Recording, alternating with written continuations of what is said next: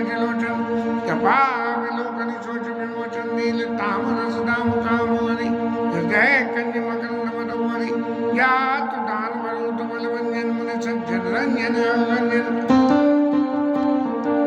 ओ सुन सहस्र वृंद बलाक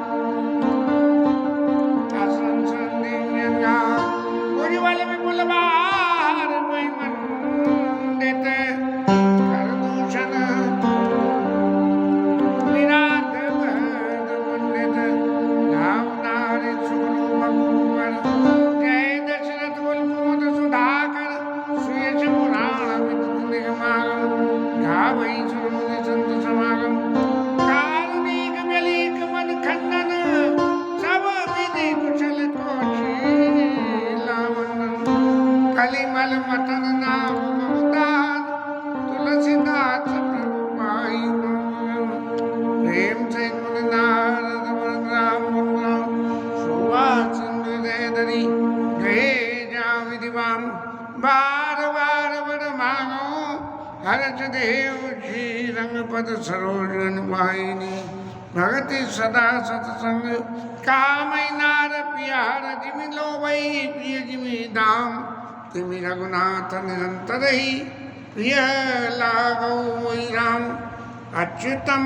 केशवम राम नारायणम कृष्ण दामोदरम वासुदेवम भजे श्रीधरम माधवम गोपिका वल्लभम जानकी नायकम रामचंद्रम भजे अतुलित बलधामम हेमशैलावदेयम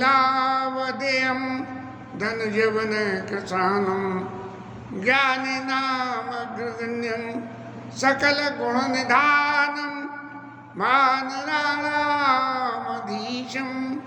रघुपति प्रिय भक्तम मात जात यत्र यत्र रघुनाथ कीर्तनम तत्र तत्र कथमस्तकाञ्जलिर्भाषितम् वाष्पवारि परिपूर्ण लोचनम् मारुतिं नमामि श्रीमद् रामचन्द्राय नमः श्रीरामभद्राय नमः श्री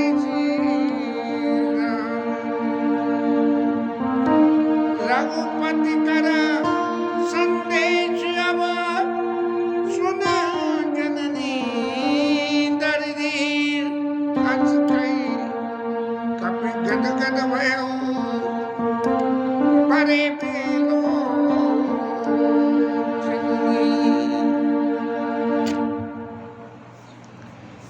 हनुमान जी महाराज किष्किंधा में सुग्रीव की सेवा में रहे। भगवान को ले जाकर सुग्रीव से मित्रता करा दी। पवर्षण पे राम जी महाराज विराजमान हो गए। हनुमान जी महाराज सुग्रीव की सेवा में, लेकिन निश्चित रूप से कहीं ना कहीं एक ऐसी बात तो होगी कि प्रभु की सुध लेने हनुमान जी जरूर जाते होंगे वहाँ। अब इस बात पे अंदेशा कैसे लगता है? अंदेशा ऐसे लगता है कि गोस्वामी जी ने लिख दिया कि प्रभु पहचाने प्रभु गई चरना सो सुख उमा जाई नहीं बरना। पहचान तो गई। अब जब पहचान गए तो भैया किष्किंधा पे तो पवर्षण पर्वत में कोई ऐसा लंबा चौड़ा फाका तो होगा नहीं। तब निश्चित रूप से हनुमान जी ने प्रभु की जो लीलाओं का दर्शन करने का सुख था और वहाँ जाते होंगे। और तब भगवान की भावना के अनुरूप कि सीता जी के लिए मनुष्य रूप की लीला करने में राम जी इतने परफेक्ट रहे कि यहाँ तक उन्होंने पेड़ पत्तों में पूछना शुरू कर दिया हे कमर पक्षियों से, हे कमर गए मधुकर सीनी तुम देखी सीता लगदेनी। अब जब ऐसी बातों को पता लगेगी, अब हनुमान जी महाराज सीता मैया से कह रहे हैं कि जितना तुम्हें उनसे अलग होने का दुख है, तुमसे ज़्यादा राम जी को दुख है। और उस दुख की परिभाषा में क्या है कि राम जी ने मेरे को समझा के भेजा है। और क्या कहा, ये सेवक का फर्ज है कि कहीं ना कहीं अपनी युक्ति से स्वामी को संतोष दिलाना, और वो संतोष परिस्थितियों के विपरीत नहीं होना चाहिए, ये बात जरूर है, लेकिन संतोष दिलाना। अब राम जी महाराज ने तो कहा, कुछ नहीं कहा था हनुमान जी से कि सीता मैया को जाकर चूड़ा वो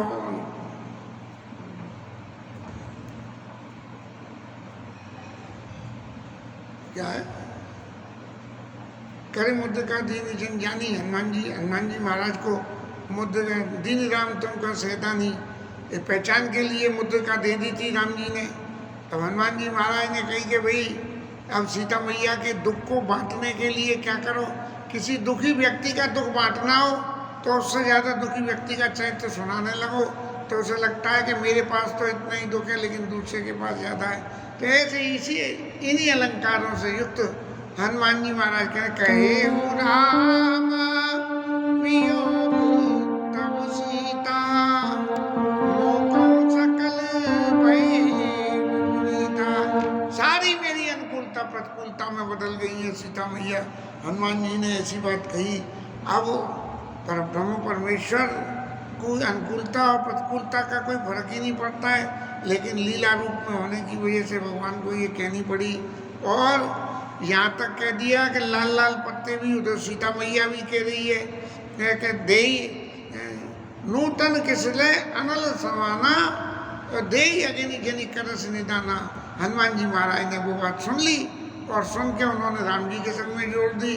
नव तनु के सलया मनाओ प्रसानो काल निशाचम निशेष सुमानो। के नए नए पत्ते जो हैं वो आग के समान दिख रहे हैं, नललोई है इसलिए। और काल निशाचम रात्रि जो है वो काल के समान दिखती है। को बोला है विपिन कुंत वन सरिता बारिद तपत तेल जनु वर्षा। बिल्कुल ऐसा लगता है बरसात हो तो ऐसा लगे जैसे गर्म गर्म तेल बरस रहा है, ठंडी चीज भी गर्म लग रही है। और तो क्या जेत रहे करते ही पीड़ा, जो हित करने वाली बातें हैं वो भी ऐसा लग रहा है जैसे कि वो हमको पीड़ दे रही हैं, पीड़ा दे रही हैं, करते ही पीड़ा।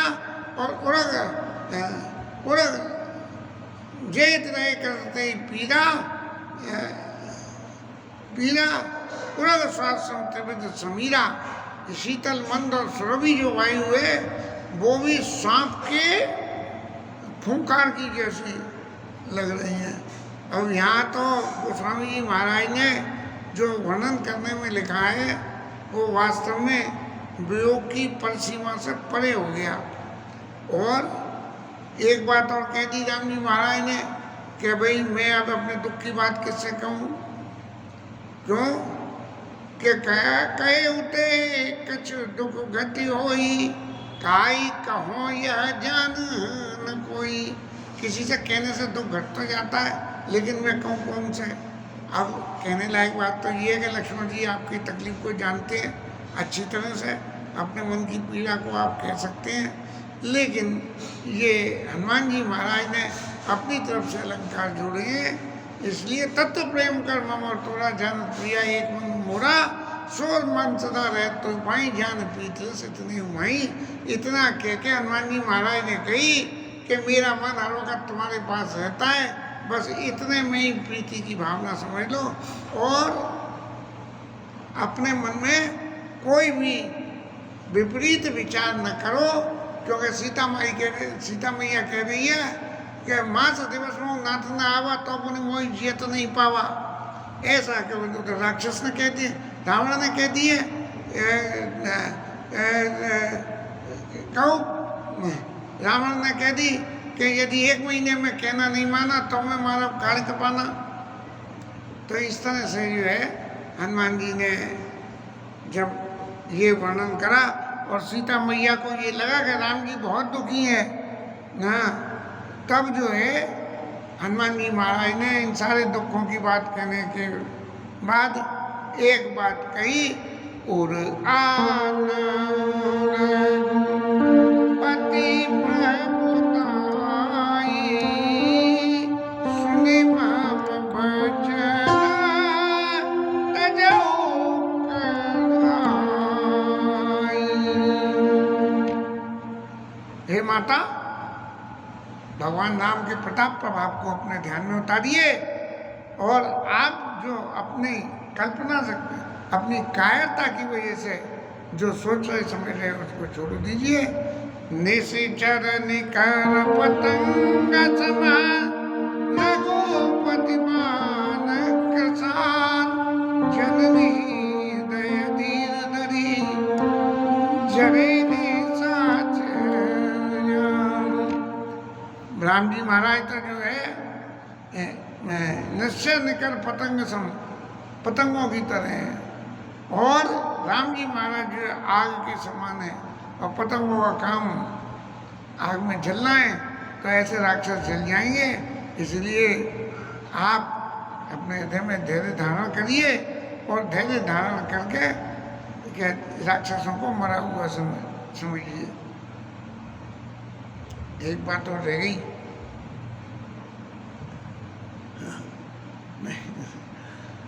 कि जो रघुवीर होती सूद पाई करते नहीं विलंब रघुराई।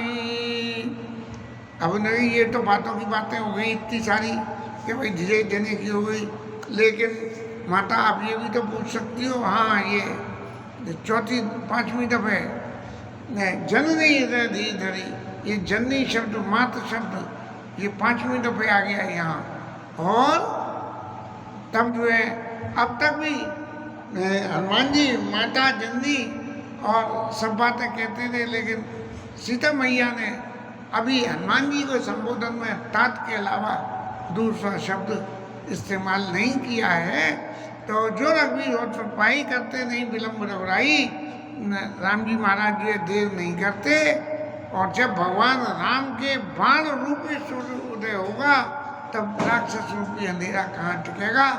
ऐसी बात हनुमान जी ने कह के और उनको पक्का भरोसा दिलाने के लिए यहाँ तक कह दिया कि माता मैं तुम्हें अभी ले जाऊँ अपने संग, लेकिन मैं क्या करूँ, मैं तो सेवक हूँ।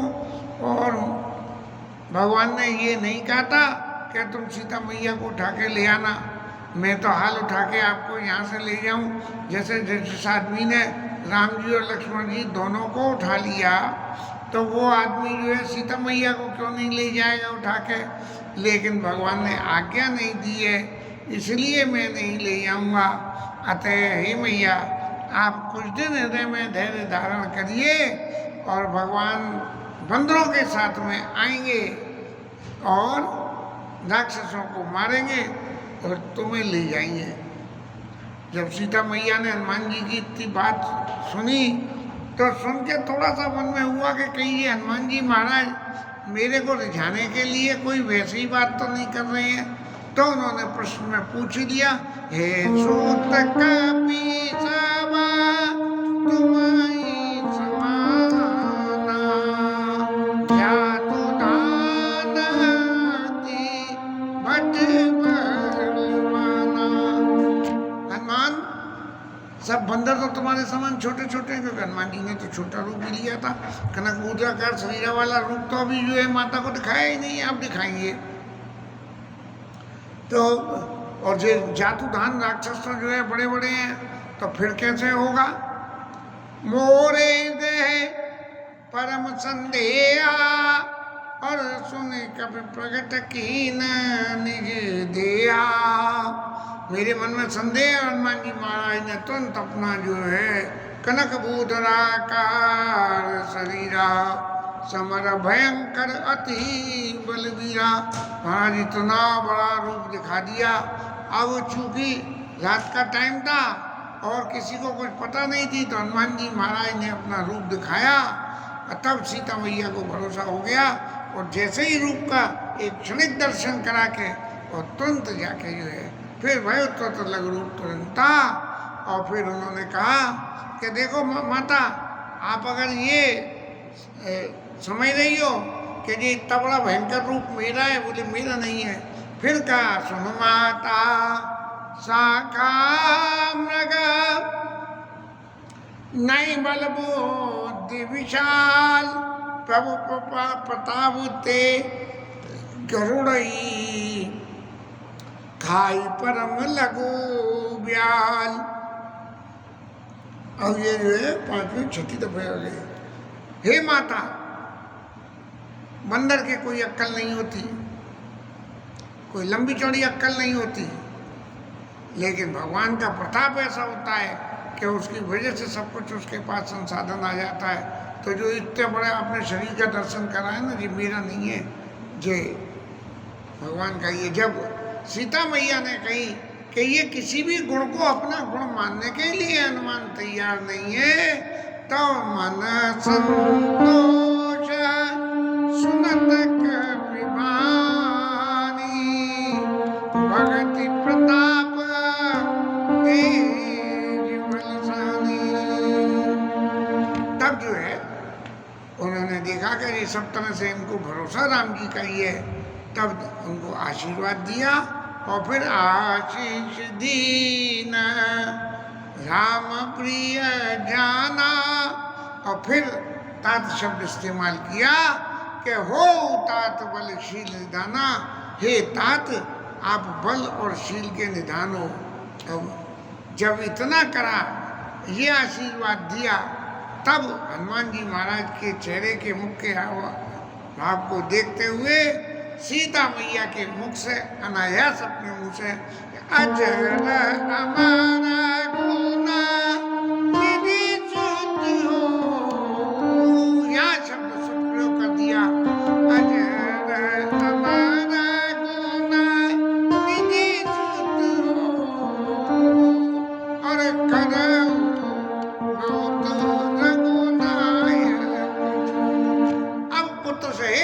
तुम अजर हो, अमर हो और गुणों के भंडार हो, और यहाँ तक के राम जी महाराज भी तुम्हारे ऊपर बहुत कृत्य करें।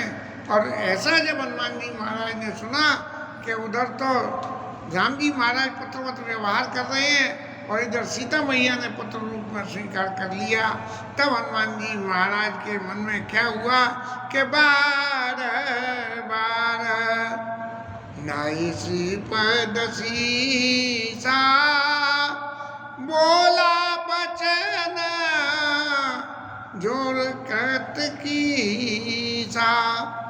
अब पहले तो देख ऊपर से मन में प्रणाम करा, क्यों कि जब तक ज्ञान चीज नहीं हो तो मात्र शक्ति को स्पर्श करने की पुरुष शक्ति को संकोच करना चाहिए, चाहे जो भी हो। लेकिन जब संबंध स्थापित हो गया, सीता मैया ने जब ये कह दी कि अब अजर अमर गुण निधि सुत हो, तब हनुमान जी महाराज ने बार बार नायक के चरणों में सिर को टेक के और बारंबार प्रणाम किया और बोला वचन जोड़ कर कीसा। तब हनुमान जी बोले कि माता अब तो मजा आनंद आ गया, मैं तो कत हो गया। उधर मालिक मेहरबान और इधर माता मेहरबान, तो फिर जो है सेवक तो पक्का पहलवान हो गया। और फिर आपने तो आशीर्वाद हुआ, अजर अमर गुण निधि सुत हो करो बहुत रघुनायक छो। हनुमान जी महाराज तो जब ये सब मानसिक रूप से भावनाओं की तुष्टि पुष्टि हो गई, सीता मैया राम जी और हनुमान जी इनके बीच का संबंध स्थापित हो गया, तो जब कभी भी कहीं हम जाएं, कोई हमारे घर आवे, अनाड़ी हो तो बात दूसरी है, लेकिन जब संबंध स्थापित हो जाता है तो सबसे पहले तो जो है मान सम्मान के लिए इसकी कुछ खाने पीने की बात होना, चाहे कोई उत्सव हो, किसी भी संत का, महंत का, भगवंत का, किसी का भी उत्सव हो, इन सब की परिणति आखिर में जाके जो है ब्रह्म भोज, ब्राह्मण भोज, प्रीति भोज इनसे होती है। तो ऐसे ही हनुमान जी महाराज ने कही कि अब ये मैया के पास में तो यहाँ कुछ ऐसा है नहीं, तो क्या होगा, क्या करना चाहिए। तब उन्होंने माता से कहा कि सुनी मातु मोई अतिशय भूखा। अरे मैया मुझे तो बड़ी जोर की भूख लगी है।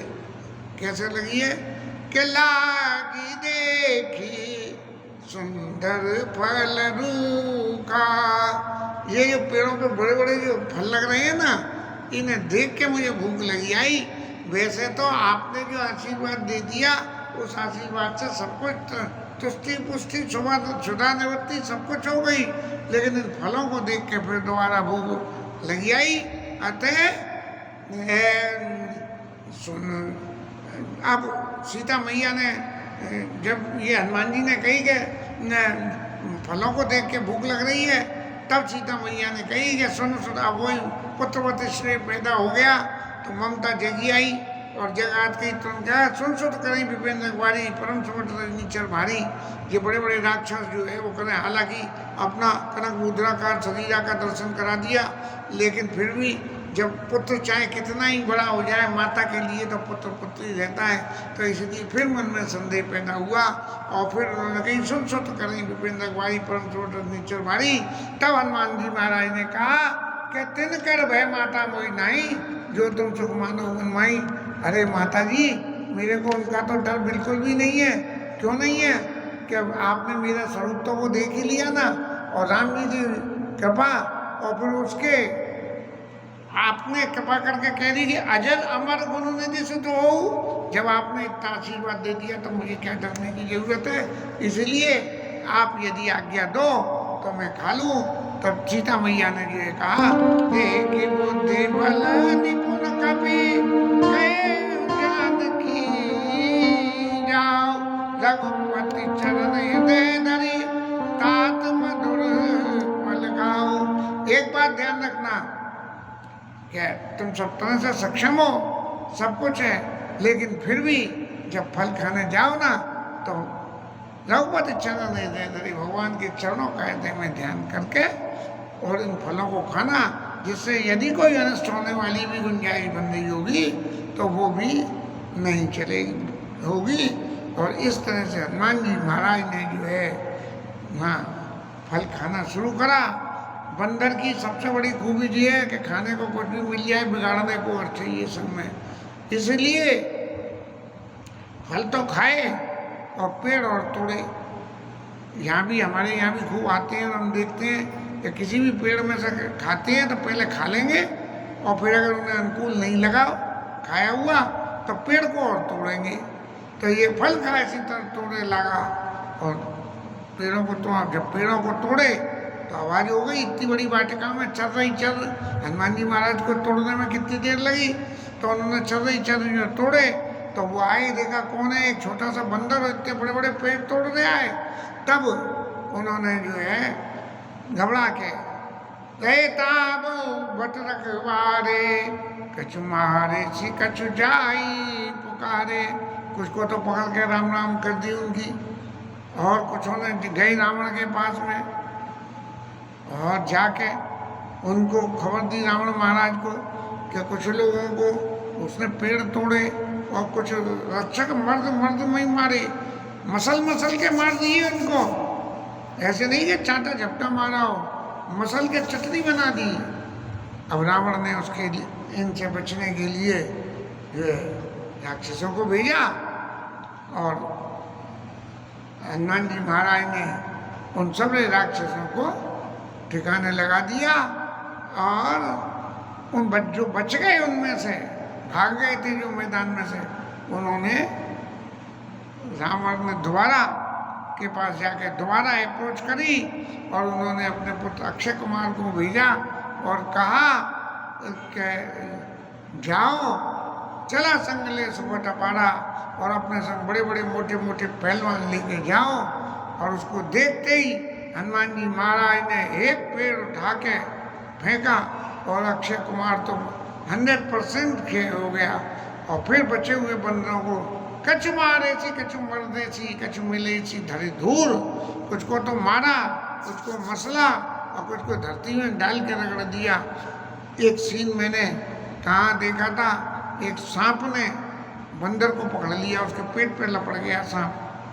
तो बंदर महाराज ने क्या करा कि उसका मुंह अपने हाथ से पकड़ लिया, और मुंह हाथ से पकड़ के और उस बंदर वो सांप उसे जकड़े तो बंदर को तकलीफ हो तो वो उसके मुंह को धरती पे घिसे, जैसे पत्थर घिसते हैं, ऐसे रगड़े उसे।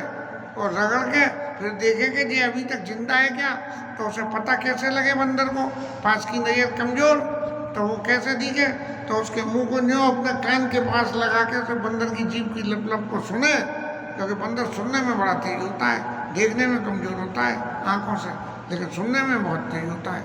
तो वो जो है ऐसे देखे, तो इस तरह से जो है आप देखे बिठपते ही तजा ताई निपाट मार नहीं, और फिर कुछ मारे, कुछ धूल में मिला दिए, और फिर कुछ लोगों ने जाके रावण महाराज से कही, महाराज हमारी तो पार नहीं चल रही, जो बंदर तो बहुत बली है और इससे पार पाना बहुत मुश्किल है। इसके साथ में ये कथा विश्राम।